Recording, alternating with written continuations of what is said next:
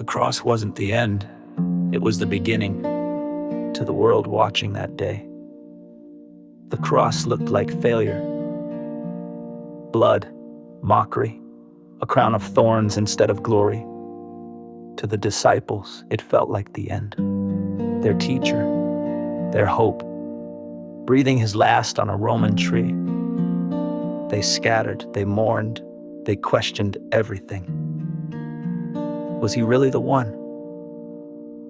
But heaven saw it differently.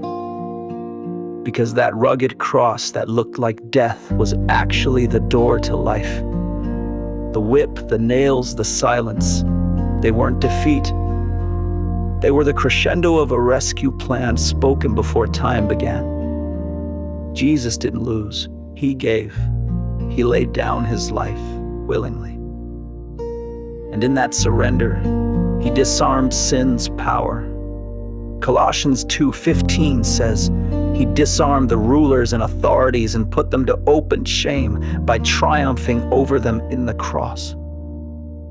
The cross was a battlefield, and love won.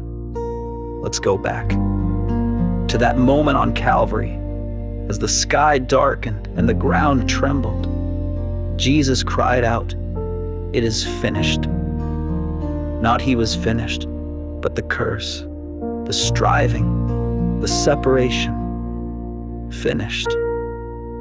That means your shame covered, your past forgiven, your distance from God closed. Because on that cross, love took your place. Not a symbolic gesture, a substitution, a sacrifice. And still, that wasn't the end. Because buried in a borrowed tomb was the seed of new creation. And on the third day, the stone rolled back, and Jesus walked out, alive, glorified, undeniable. Death couldn't hold him. The grave lost its grip. He breathed again, and so could we. See, the cross was never a period, it was a comma. It didn't end the story, it launched a movement.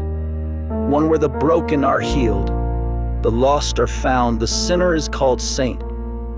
One where temples aren't made of stone, but of hearts filled with his spirit.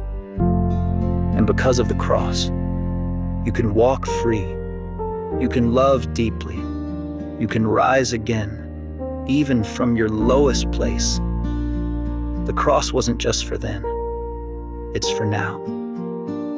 Every time you think you're too far gone, look at the cross.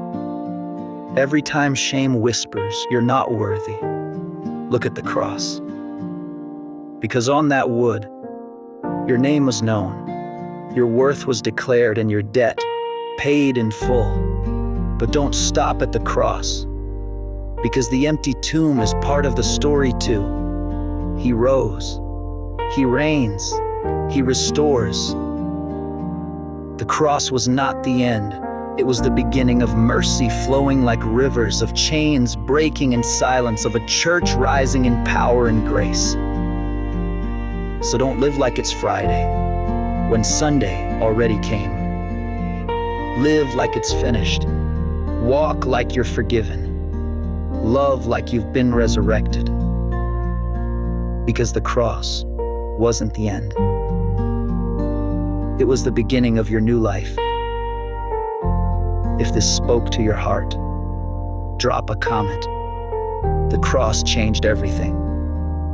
Like, share, let someone else know their story isn't over.